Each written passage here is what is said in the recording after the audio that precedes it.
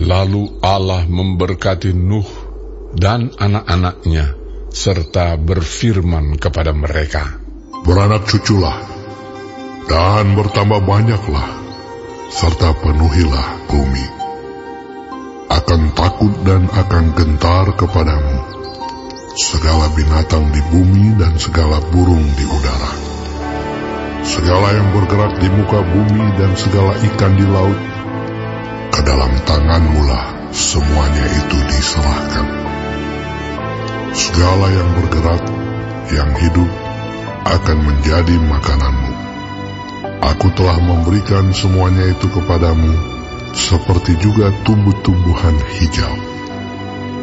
Hanya daging yang masih ada nyawanya, yakni darahnya, janganlah kamu makan. Tetapi mengenai darah kamu, yakni nyawa kamu, aku akan menuntut balasnya.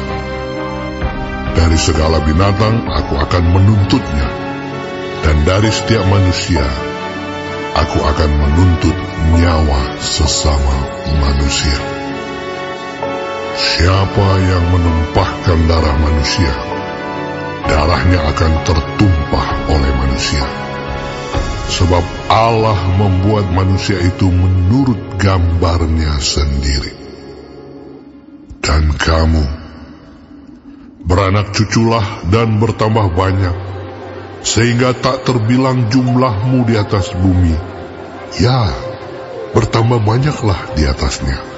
Berfirmanlah Allah kepada Nuh dan kepada anak-anaknya yang bersama-sama dengan dia, "Sesungguhnya aku mengadakan perjanjianku dengan kamu dan dengan keturunanmu, dan dengan segala makhluk hidup yang bersama-sama dengan kamu, burung-burung, ternak dan binatang-binatang liar di bumi yang bersama-sama dengan kamu, segala yang keluar dari bahtera itu, segala binatang di bumi. Maka kuadakan perjanjianku dengan kamu, bahwa sejak ini tidak ada yang hidup yang akan dilenyapkan oleh air bah lagi, dan tidak akan ada lagi air bah untuk memusnahkan bumi." Dan Allah berfirman, "Inilah tanda perjanjian yang kuadakan antara aku dan kamu, serta segala makhluk yang hidup, yang bersama-sama dengan kamu, turun-temurun, untuk selama-lamanya. Busurku kutaruh di awan, supaya itu menjadi tanda perjanjian antara aku dan bumi. Apabila kemudian kudatangkan awan di atas bumi, dan busur itu tampak di awan, maka aku akan mengingat perjanjianku yang telah ada antara aku dan kamu, serta makhluk yang hidup, segala yang bernyawa, sehingga segenap air tidak lagi menjadi air bah untuk memusnahkan segala yang hidup.